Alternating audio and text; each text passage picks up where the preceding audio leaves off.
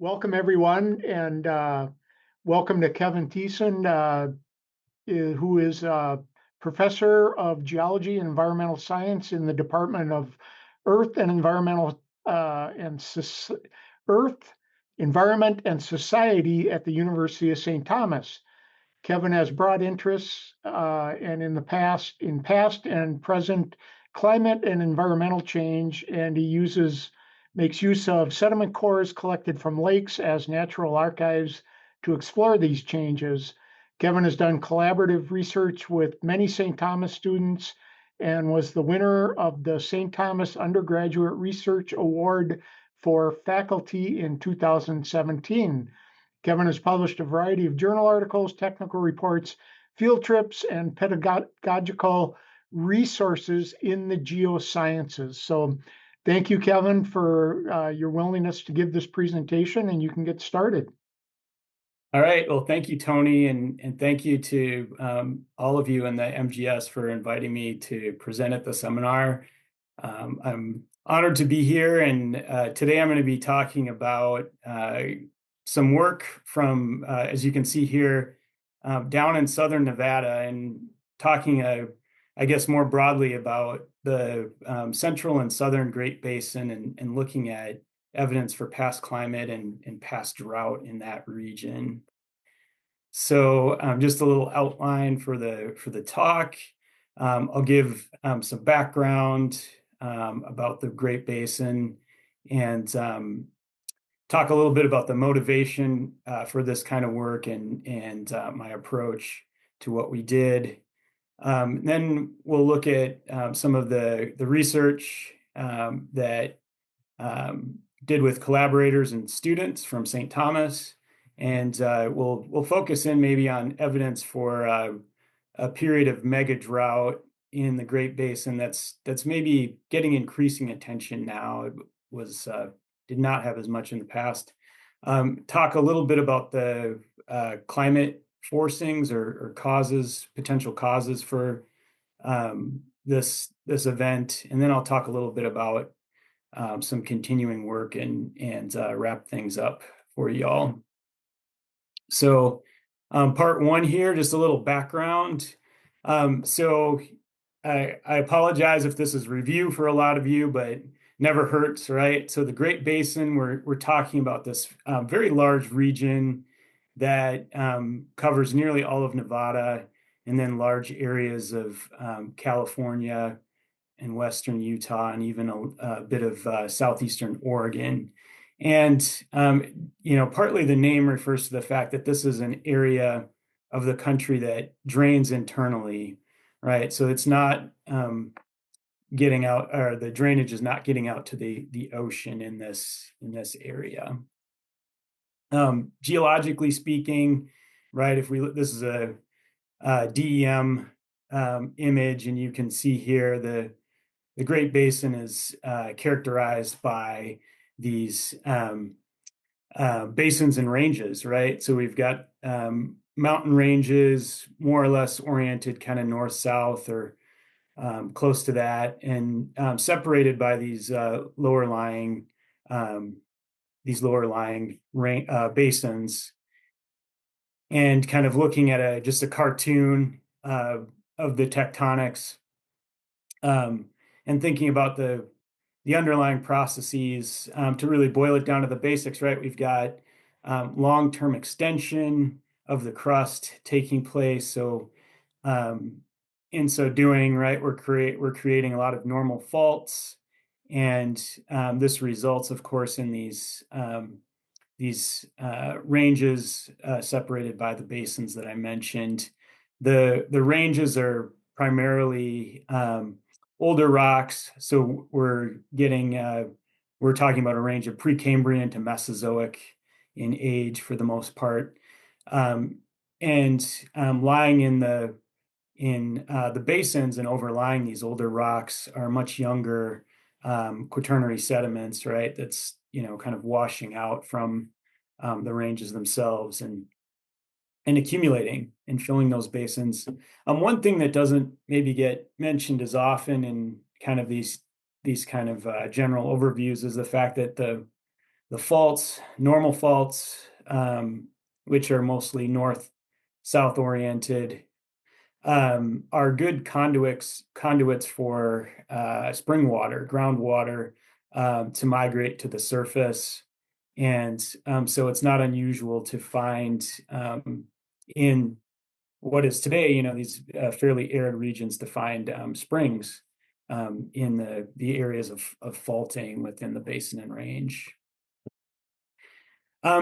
So looking back to the last glaciation and in previous glacial periods, there's a lot of evidence across the Great Basin for wetter conditions, and largely that's in the form of lake sediments from the past and what are referred to as pluvial lakes from this Great Basin region. And so the kind of royal blue colored areas in this image show these pluvial lakes, or they're labeled here as Pleistocene lakes. But these lakes were huge. Today's Great Salt Lake is just a remnant of this much bigger Lake Bonneville that covered a huge part of northwestern Utah, for one example. But there are many others that we can see here.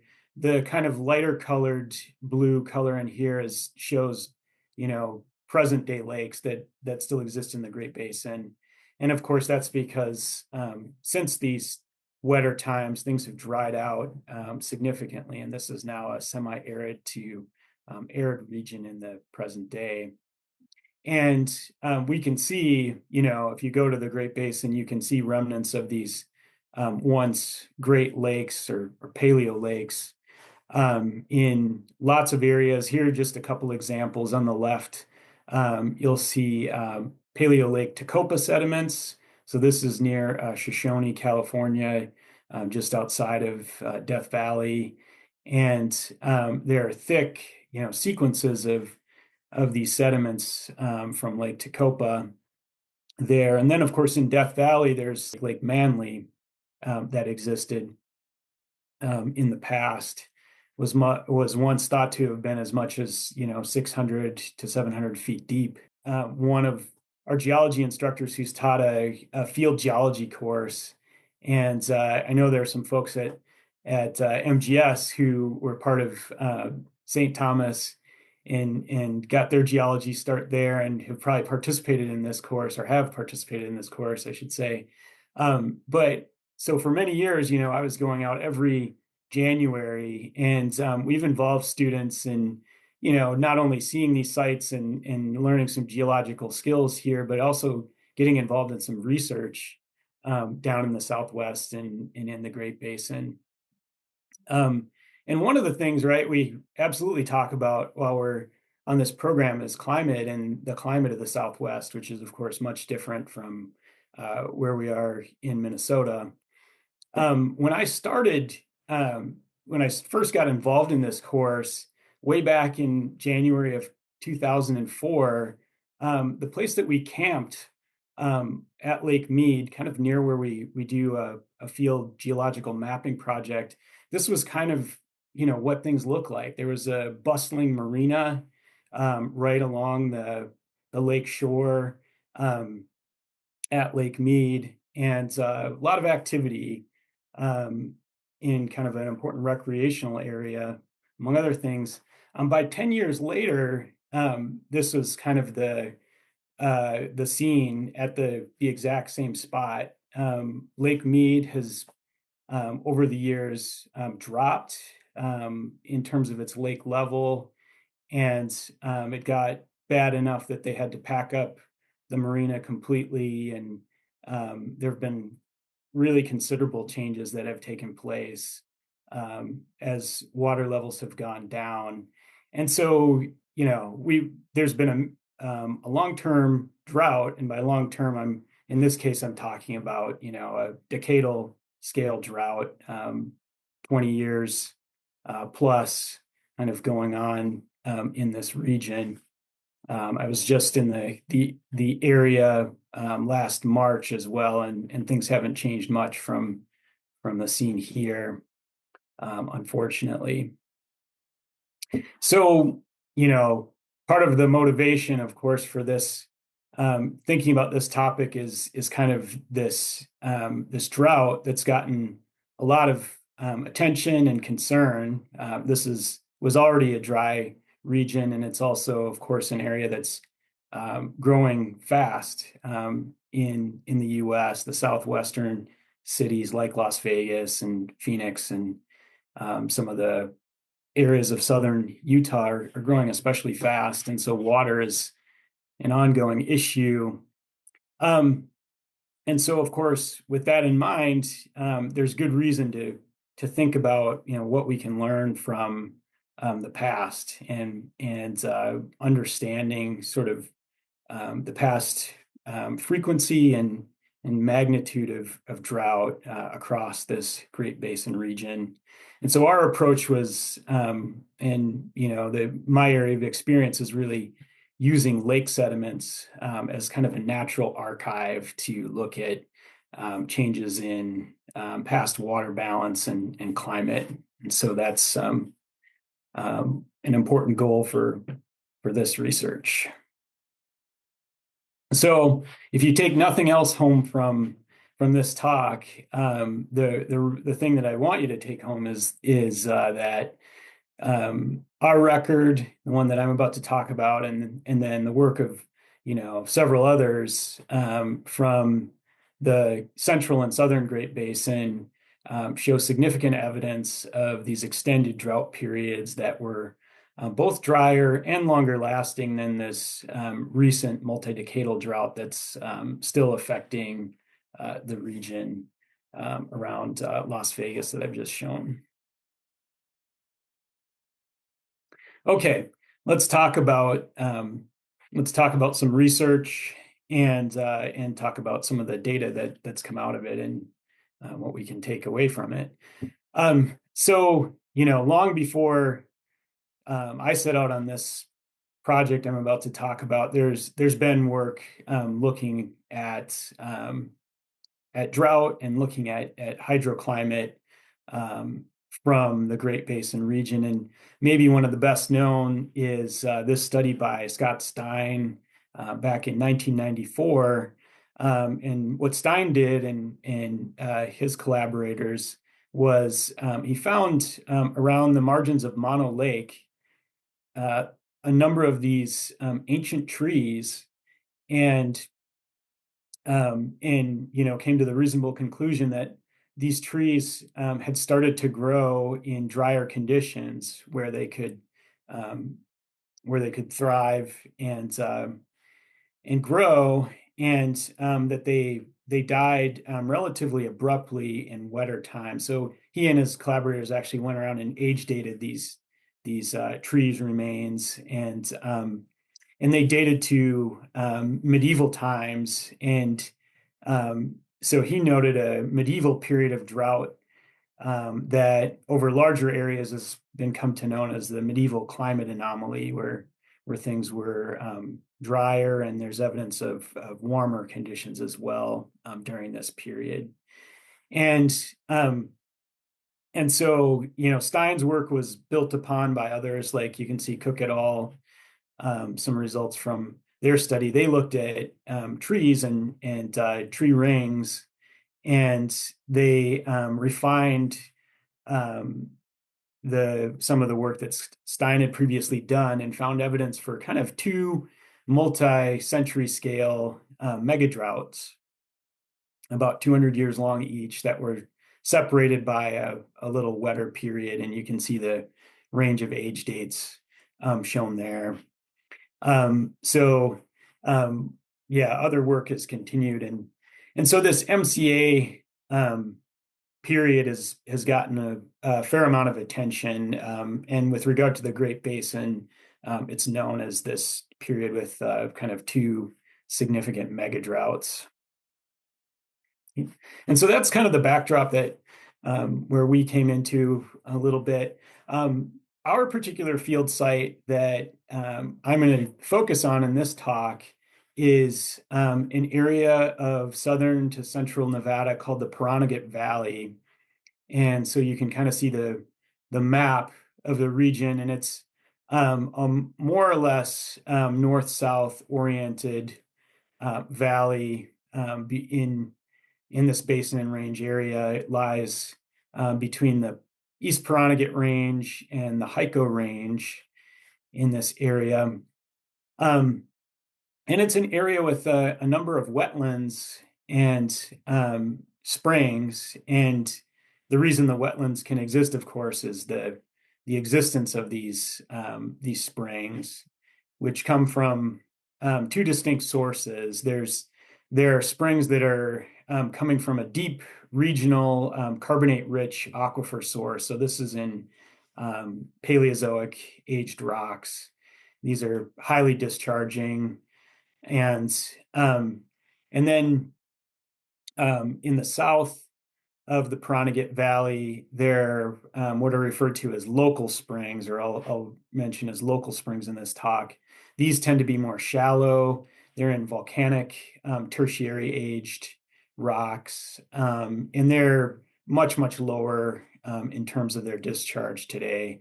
So, for example, one of the springs in this local aquifer is less than 1% of the flow of an important one of the regional springs. At the southern end, too, you can kind of see this in here, and I'll zoom in on it in an upcoming slide, is the Pahranagat National Wildlife Refuge, where there are marshes. Today, there's an impoundment, which has resulted in kind of a reservoir or Upper Pahranagat Lake, it's called. And then there's actually a natural lake at the southern end that where we did most of our work, the Lower Pahranagat Lake. All right, so to give you an idea, a little bit about this area, we're not far from the Nevada test site, so there's some goofy roadside attractions along the road, and students sometimes want to stop to see things like evidence of alien autopsies and things like that on the extraterrestrial highway, as they call it. Yeah, so we're in a pretty barren, low population, and some people would call it a weird area of Nevada, if you can believe that. It's also, highly evaporative, and I would say especially evaporative, right? So we know this is arid, semi-arid region, but evaporation regularly exceeds precipitation in this Pahranagat area by greater than 10 times. And you can see that, that's especially true in the late spring and summer months. We've got really, really high evaporation. The wetter months in this area are the winter and earliest spring months, when moisture from the Pacific is affecting the area. There is also a little bit of a summer monsoon. You can see, maybe the bar for August is a little higher than those other summer months, and that's some moisture that can come up from the Gulf and affect this region a little bit. Okay, focusing in on really the focus of our work is this Lower Pahranagat Lake that I mentioned. It's unlike the Upper Pahranagat Lake, this is a long-lived natural lake based on some earlier probing and investigation. And it's very shallow. So for a long time, its mean depth was less than a meter. It's a little higher than that now because there's been some changes in management and release of water from the upper lake, which has a dam on the southern end of it. But it's, today it's a hydrologically closed system, and it's thought to have been closed or mostly closed for a long period of time. It's saline and alkaline. So, we've measured, the conductivity is really high. You can see there, and as is the alkalinity as measured by bicarbonate. Just to give you a sense of what we're talking about here. With my collaborator at St. Thomas, Tom Hickson, we're interested in the climate story, but also interested in this lake as a sort of a carbonate factory, given these highly alkaline conditions. And so a little more on that coming up here in a second. The geology, I mentioned a little bit the deep-seated regional aquifer. You can kind of see, looking at the bottom lower corner here, a cross-section view. And so we've got Cambrian carbonates, and those extend fairly deep. And on top of that, we've got some of these tertiary volcanics. And then the lake itself sits in Quaternary and late tertiary alluviums. And with some Ordovician and Silurian dolomites in here too. And you can see some of these faults that I've mentioned. There's kind of more or less north-south oriented, or maybe northwest, southeast oriented normal faults. There's also kind of more of an east-west extension going on as well. So both of those kinds of faults in the area or lake. So we wanted to get at the natural archive that's represented in the lake sediments. And so Tom and I were able to get a grant from the American Chemical Society several years ago. And we've cored this lake, and ultimately we recovered about 12.5 meter set of overlapping core drives back in 2016 for study. As far as what we were interested in these cores, characterizing their sedimentology, so looking at the sedimentary facies, microbial fabrics. Hickson is really interested in all things microbial, and we had some reason to believe that this might be an interesting analog to some older rocks that he's been studying. So we're looking at those things. My work largely focused on the elemental and isotopic composition of the carbonates in these cores, and as well as looking at the organic fractions. With students, we did some X-ray diffraction to look at what kinds of specific carbonates were in here. And then, of course, to make this a true record, we need some good age dating. So we collected a number of radiocarbon age dates down the core. Also, we did some work on the lake margins. We found, just in a couple spots, some of these interesting microbialites, and inferred that these might have been possible shorelines to a past higher stand of this lower Pahranagat lake. And so we've age dated a couple of those. I'll mention them a little more later in the talk. We also looked at the chemistry of the springs that are so important to the water balance in this region, and to the existence of any kind of lake in such an evaporative setting in Nevada. Okay, so yeah, I mentioned Hickson's interest in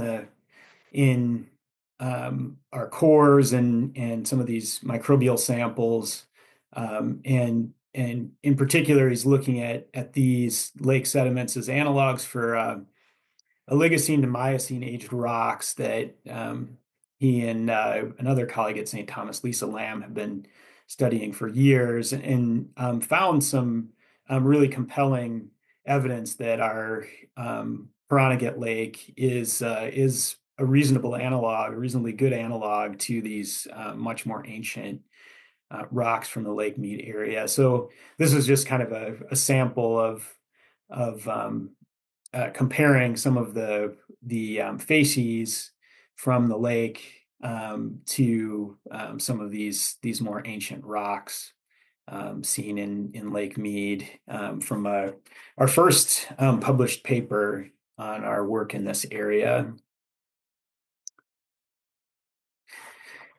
All right, so back to the core. We got a really nice sequence of age dates going down the core. So these are this is an age depth model for the core. So we've got the depth of the core on the y-axis there, and ages in these are calibrated radiocarbon age dates, and so the ages are given in calendar years, BP on the x-axis there. And you can see that our age dates are really strongly conformable going down this core. We have 15 of these radiocarbon age dates, and they sort of fall nicely in a sequence. So we have a good age control on this core record. As far as the core stratigraphy, I'll just highlight a few things. Overall, so there's kind of a schematic diagram you can see there on the left. These are super rich in carbonates. So as we were suspecting, this is really a carbonate factory, you might call it. Typically we're dealing with sediments that are at least in kind of the range of 40 to 60%, some kind of carbonate. With kind of our work on the XRD, we found that it was typically in sort of a higher magnesium calcite form in that, and there's a lot of micrite that makes up these carbonates just precipitating out of the water column. There's also a plant that's really a shallow water plant that's important in this shallow lake. It's called Kara. And calcite can precipitate on the plant itself as incrustations and just kind of accumulate. And so we found lots of evidence of Kara in this lake core record. So that probably played a role in helping to produce the calcite in the lake.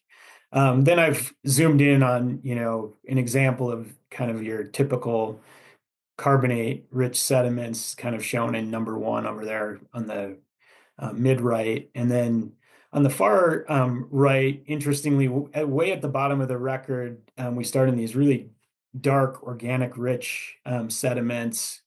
And then at the very base is actually a clay, this kind of grayer and light gray colored stuff, very super fine grained clay material. So we think the closer look at this darker organic rich material, we found a peat basically, and we think that the lake was probably starting to fill when this stuff formed from a long-term, very long-term drought in the middle Holocene. So about 5,500 years based on our age dating is what we have at kind of the base, near the base of this peat layer, and the lake was probably filling at that point.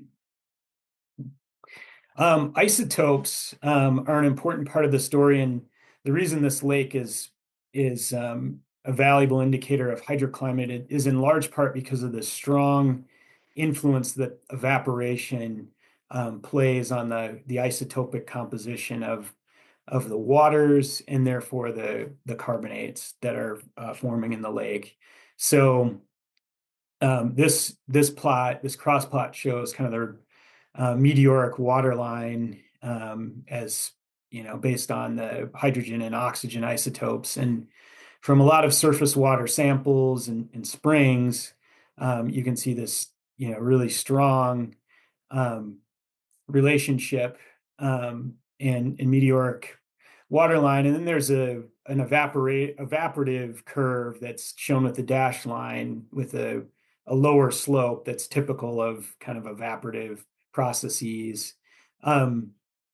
Another thing to note is that as you go from the wetter part of the season, so December, March dates, to the later part of the year in the summer, months, especially like August shown here, you get increasingly high delta O18 oxygen isotope values, right? So this is indicative of strong evaporation seasonally as things get drier in this area.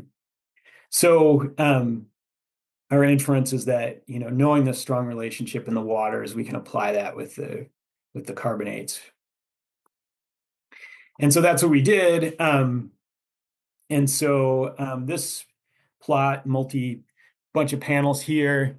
What we found, we'll kind of focus on the left-hand side there with our oxygen isotopes, is looking over the about 6,000 years that this record spans. We found a period of notable drought that really stands out in this area, and it's really broken out into two long periods of drought separated by maybe a couple hundred years of wetter conditions. Overall, this period, which is about 3,100 to 1,700 years before present, based on our work and earlier studies, this has been known as the late Holocene dry period.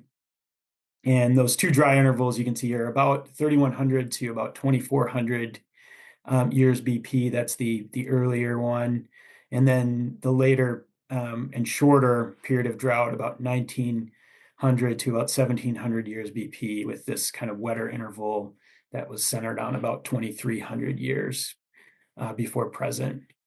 So you can see the really big change in both oxygen and carbon isotopes in areas that are, strong lakes like ours that are closed and strongly affected by evaporation tend to show, strong kind of correlation between the values of the oxygen and the carbon isotopes.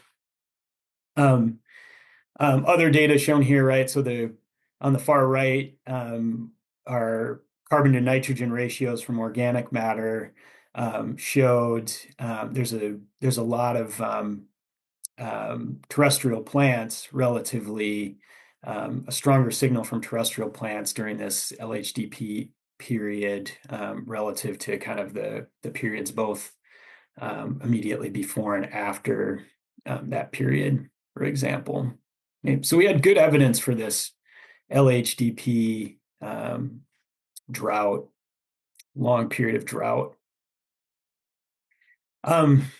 Another collaborator from this time a collaborator from the USGS, James Paces, who's now retired.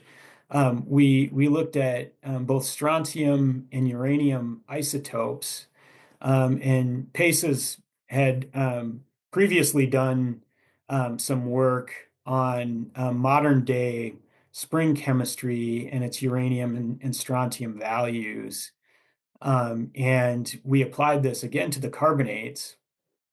And so with his previous characterization of kind of the uranium and strontium signature of spring waters that feed lakes like our lower Pahranagat Lake, we were able to sort of quantitatively come up with a measure of, how much the regional spring sources versus the more local and shallow spring sources were feeding our lake through time across the course of this record. So we measured the uranium and strontium isotopes in the carbonates and applied this method. And an important take home here is that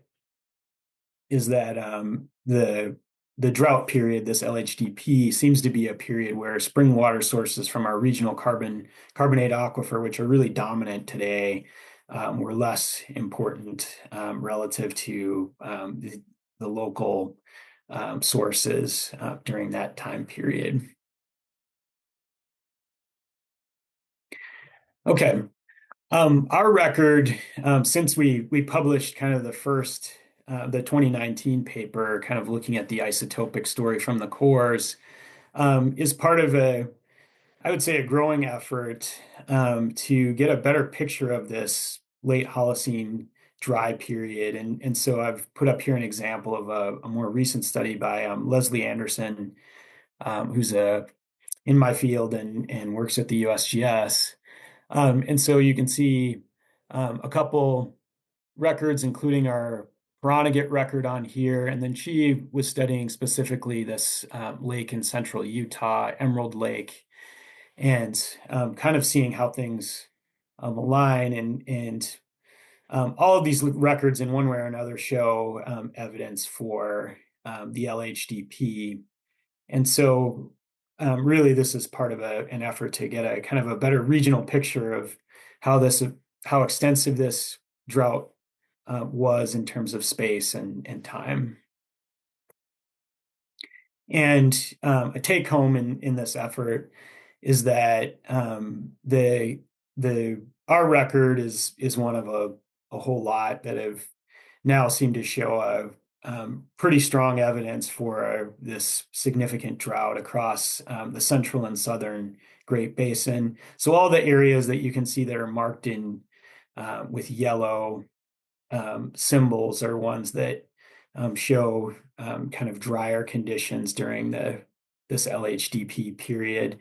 Interestingly, there seems to be kind of a dipole, right? You can see that there are also a number of symbols to the north that are labeled in green, and they seem to show relatively the opposite conditions, maybe somewhat wetter than average during this time period. So there seems to be a fairly distinct kind of dipole between areas that were getting drier and those that were getting wetter in this LHDP period.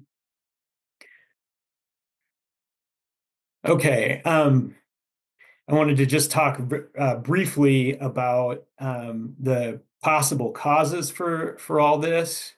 I've already mentioned a little bit about the climate dynamics, but maybe this will be a little bit of a review. But there's a late summer monsoon that brings some moisture in the July to September period. Maybe August is the biggest of these months. But really, most moisture in typical years is coming in the winter and early spring months. And there's a connection with the Pacific here, and probably all of you are familiar to some extent with El Nino and the El Nino Southern Oscillation.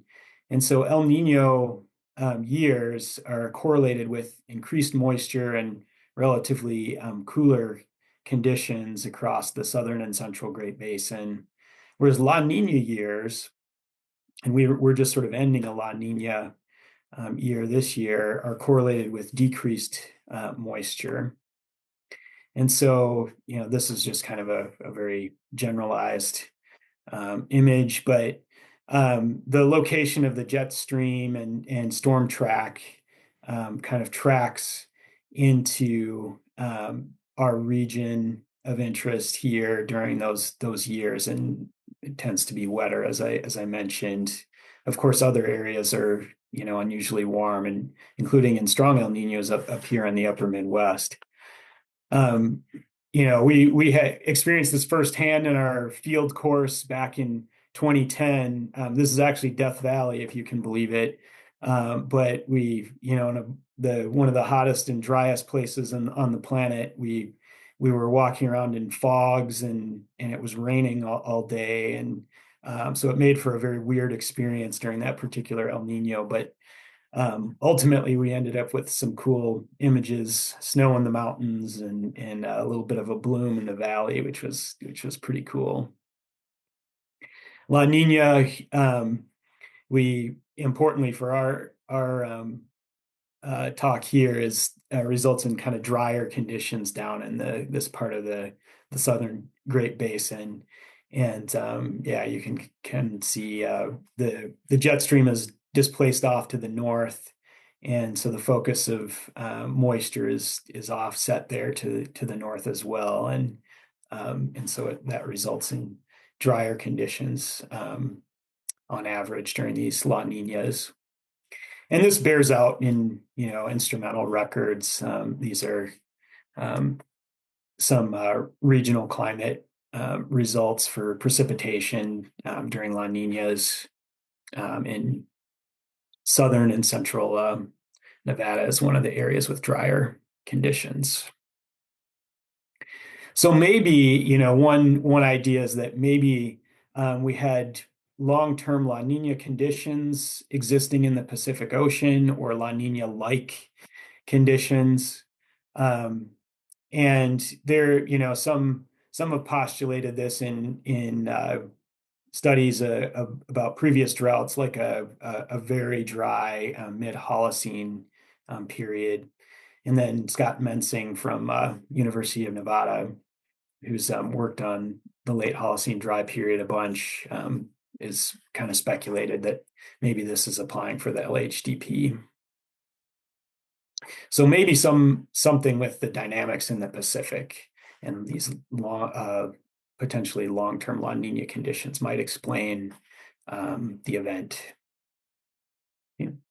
All right, so I'm getting to the end here. And I just wanted to mention that with regard to some ongoing work, there's a lot less work on temperature for this region in the past. There's been a lot of attention to kind of wet versus dry hydroclimate sorts of studies. But I've been collaborating with Aradhana Tripathi at UCLA to try to get some sort of quantitative look at what past temperatures might have been like in the Pahranagat region. And so we were able to obtain, using some of the samples from the core, get these estimates of lake water temperature, which is shown on the left. And then one of the other things you can do with this clumped isotope technique, which has to do with the way that heavier isotopes tend to clump with each other in molecules. But we can also get a reliable measure of what the water oxygen isotopic values were from the past. And so both of those are shown here, the isotopes on the right. And so we're working on that. And so I've noted a few of the interesting things that we have noted. At the bottom there, it's kind of interesting that our LHDP does not appear to be a especially warm period, looking at this record. And there are some different sources of carbonate that we use for this study. So we used some gastropod macrofossils, we used microbialites, and then of course the micrite sediments in here. But yeah, so that's an interest, is trying to also add an element of understanding temperature change during this period. And then I'll just mention here really, really quickly that there are folks that are trying to look in more detail at higher resolution than we have at this LHDP period. And so this very recent study by Lyon et al. Just is one example of this. They looked at a lake that's to the north and west of ours, and using a scanning X-ray fluorescence, they measured, you can see calcium and titanium ratios, and of course a bunch of other elements, and used that, I'm sorry, I flipped ahead there, to get a much, much higher resolution look at this LHDP period. And they sort of hinted at the fact that, these higher resolution records show more variability to conditions during the LHDP period than some of the records like